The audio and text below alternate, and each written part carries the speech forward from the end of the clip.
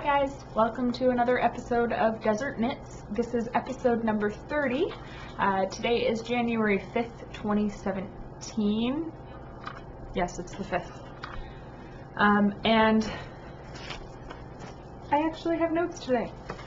So, this should go a little smoother than it did last weekend.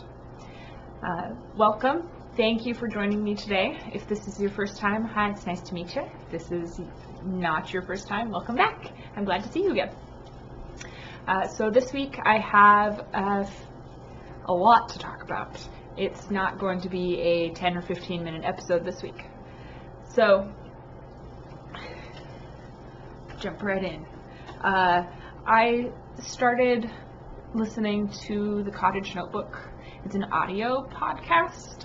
And I really like the concept behind her podcast. So she, Nadia, is in Ireland, and she lives in a cottage, and she moved, I think she said she moved last year. She's not been there more than a year or something, I want to say. And she started her podcast her blog last September, and since then she has done blog posts. She has started an e-zine with interviews. She has segments about growing stuff and about yarn, dyers, designers, that kind of stuff. So I'm really interested in her podcast because we grow stuff here too. So it's going to be fun to see throughout the year, you know, what we're growing and what she's growing, and see how similar it is and how different it is, the different challenges that she has to work around, and the things like drought here that we have to work around. So yeah, she just released an e-zine last Wednesday, and in reading through the e-zine, she did an interview with indie dyer. The company name is Ellie and Ada, and just after the interview there was an ad for a mystery yarn knit along. So it is a collaboration between the Cottage Notebook, Ellie and Ada, and the Mina Loves Designs. So it's a mystery skein of yarn and a mystery pattern, and I'm super excited. I signed up. I was like, here, take my money. I signed up. So I'm really excited to see what the yarn is when it gets here and what the pattern is. I can't wait. I think that I read that it starts in March, I want to say. So almost a month I'll have to wait to start. But in the meantime, I have plenty of whips and spinning, and I'm sure that I will be starting more things because I don't have any socks on my needles anymore. Surprise! My January socks are done in the beginning of February. So, works in progress. The very first work in progress that I have is my Casta cowl. The designer is Shannon Oakey. I have not gotten very far. I've gotten as far as the ribbing and I think the first 4 rows of the actual pattern. The yarn that I'm using is Taki Yarn's New Tweed. It is not a lightweight yarn, so going from sock yarn, which is what I'm used to using, to this was a bit of a shock. I did most of this in an evening because I'm using US size 8, which is 5mm. I'm using a set of Hiya Sharps interchangeables. The needles were a present from Ty. I have the sock set, so from size 0, US 0, all the way up to, he got me 2 sets. It's the sock set and the smaller sets. So from US size 0 up to US size 8. So this is, let me find the label. This is it still, all in a skein. I only have 2 skeins, so we'll see if that's enough to actually knit the cowl. If it isn't, then I'm going to have a contrasting color somewhere. Or I'm going to rip it out and use a different kind of, let's see, I think I have some Rowan something or other that's the right weight. But let's see, this is 60% merino wool, 14% silk, 26% viscose. It is a 50-gram ball, and it is 92 yards. The color is color 45, olive green. Though that isn't what the thing says. That's what the price tag says. So it's olive green. When I was on Ravelry, I actually noticed that this yarn, so it's a yarn that I got from a friend. This yarn is not listed, the ingredients in the yarn, I guess, aren't what's listed on my ball band, and the listing on Ravelry actually says that the yardage is higher. So I don't know when that changed, but clearly from when she bought it to sometime in the last, I think she said she bought it like 5 years ago, 6 years ago. So sometime in the last 6 years or so, it's changed. Now, this pattern I actually got, there is a Patreon experiment that the designer Shannon is doing. Her username all over the internet, I think, is knitgirl with 2 R's instead of an I in girl. So this experiment that she's doing, she's planning on releasing 1 pattern a week. For the subscribers on Patreon, it's $4 per week or $4 per pattern. And this experiment is to see, kind of show people where all of the money goes when you are buying a pattern. I don't typically spend money on patterns unless it's something that I really, really know that I want to knit and have the yarn for already, or have done a gauge swatch based on the information given to me before buying it. Because there have been some patterns that I've gotten that I've paid for. Excuse me. That I've paid for in the past that were sadly lacking in things like, in the case of sweaters, a diagram telling me, okay, here's how wide the neck hole is going to be, or here's how wide or how big the distance between shoulders, and how big the shoulder piece is going to be, and armhole openings and that kind of thing, which are kind of necessary when I'm knitting a sweater. I want to be able to wear it at the end. So I've kind of gotten shy about buying patterns because there are so many free patterns that I can modify if I don't like something about it, to make it be more like what I want.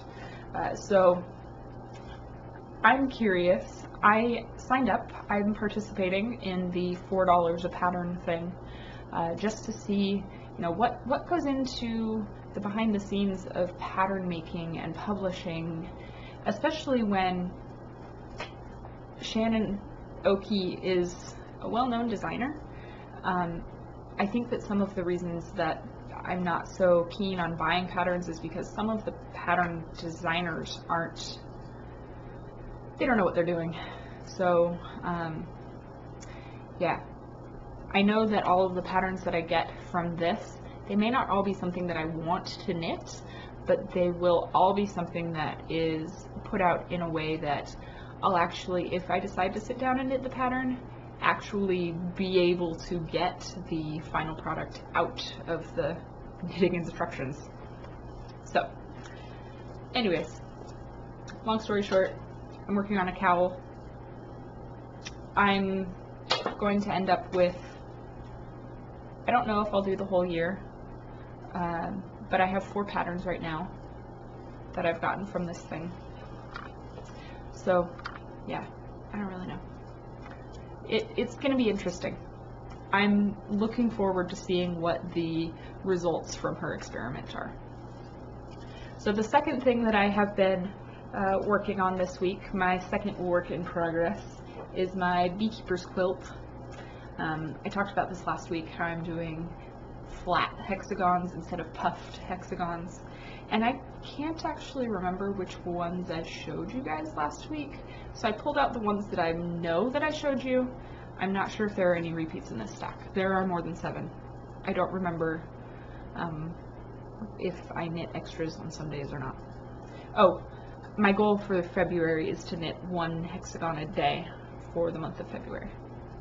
So, I knit a blue one. The yarn that I have for these hexagons are all things that were sent to me. They were all gifts. The Tiny Owl Knits, I guess I should say who made the pattern. Stephanie Dawson, or Tiny Owl Knits, is the one who designed this pattern. And she has a group on Ravelry. Well, every month there's a new thread for people who are knitting beekeeper's quilts. So in the February thread, the theme this month is friendship. So I'm going to try and use up all of the minis and bits of skeins that were sent to me by people that I met on Ravelry, essentially. Some of these yarns I would use. Like, I really like this one. I really do. I like the little specks of like purpley magenta in with the dark blue. And I like the way that the yarn feels. It's really round, so it would show patterns really well. And then there are yarns that I'm not in love with. I don't really, the pattern isn't my favorite, I can deal with it, but the yarn itself is like weirdly stretchy. I'm not really sure, I'm not buying any of that if I ever find it. I don't like it. So, now all of these, with the exception of this one, came, get it in the actual screen, came from the same person. So a lot of them are the same yarn base, which I think is really interesting. I don't know if she bought like a mini set and these were all colors from that mini set or what, but yeah, that is a stack of 4, 5, 6, 7, 8, 9 hexaflats. At this rate, I will have something big enough for a pillow by the end of the month if I decide I'm sick of this.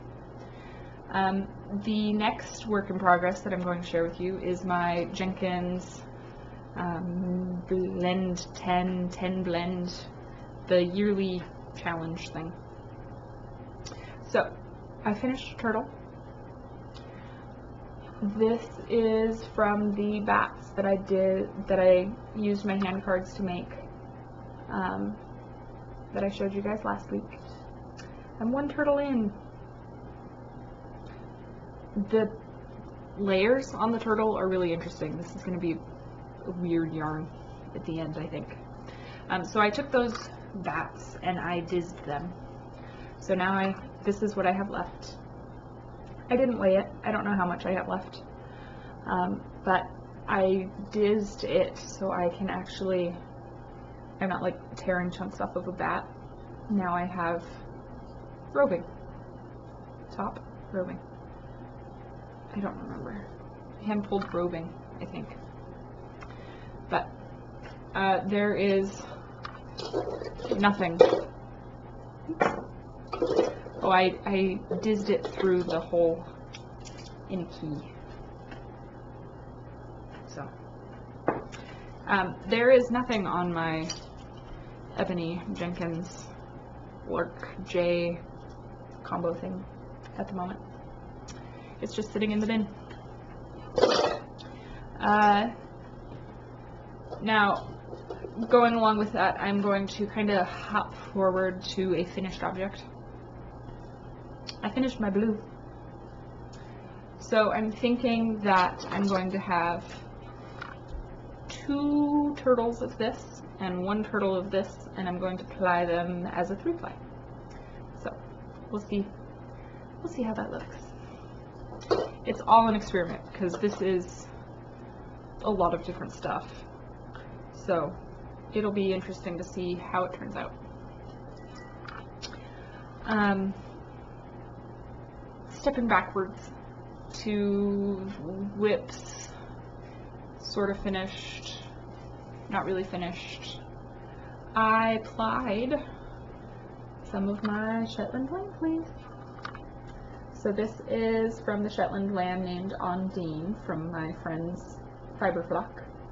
I have 12.4 ounces plied in 3 skeins. 2 of the skeins are 4.3 ounces each, and then the last skein is 3.8 ounces. And I still have more to ply. I'm plying off of 3 bobbins that I filled. So this is 12.4 ounces, and I still have yarn on the 3 bobbins that I'm plying off of. So this yarn will become, it's super soft, I love it, but it will become a an Aran for Frederick sweater. The designer is Kathleen Dames. This is a pattern that I paid for, and it is a pattern that I would highly advise paying for. It's quality. It's a good pattern. There is a knit along in the designer's group on Ravelry right now for the sweater. The knit along runs through the end of March. I don't have to have the sweater completed by the end of March. She just asks that you have something at least started. Well, I have yarn, so I will at least have something started. My plan is to do a little gauge swatch so I can figure out what needle size I want to use, and then cast on half of the stitches needed for the pattern and actually knit.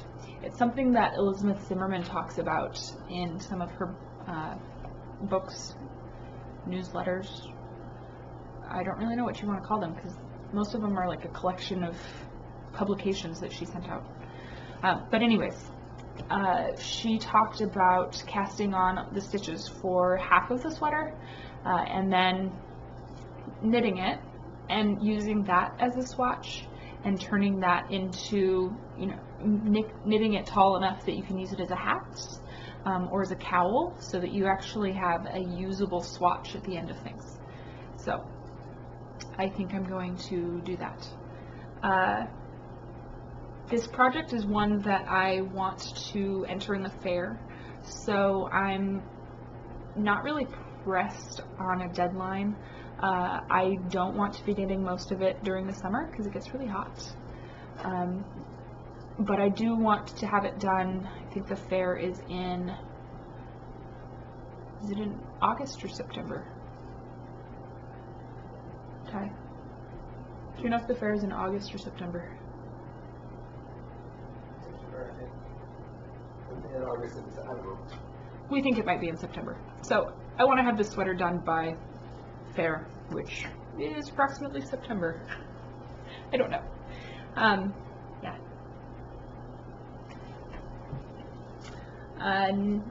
Not next weekend, but the weekend after, I'm actually bringing some of the fleece to the Madrona knitting conference, fiber festival. I'm not really sure which. Madrona in Tacoma. I am planning a day trip over there to go to the marketplace and meet up with a couple people. Someone on Instagram was interested in Shetland, and I offered to give her some of my Shetland lamb fleece because it's amazing and it's a lamb fleece, which isn't something that you can typically find commercially. You can find Shetland. I've never seen like a braid of Shetland lamb fiber, so I'm going to share some of this with them and probably pick up some yarn, and I'm going to go the John with the pocket wheel, he's going to be there, so I'm probably going to go talk to him, and yeah, I'm going to go get an avocado bubble tea. It's not just going to be going for the fiber thing. Let's see. I have my socks finished to share with you today. Fronts, backs. I put in afterthought heels. You can see the legs are really, really long. Really long. And I think you might actually be able to see my tension got all funky here. I got really loose for a couple inches, and then I got really tight for an inch. I don't really mind. I'm really looking forward to, I'm getting funny faces. I'm really looking forward to wearing them to bed tonight, which is what I knit them for.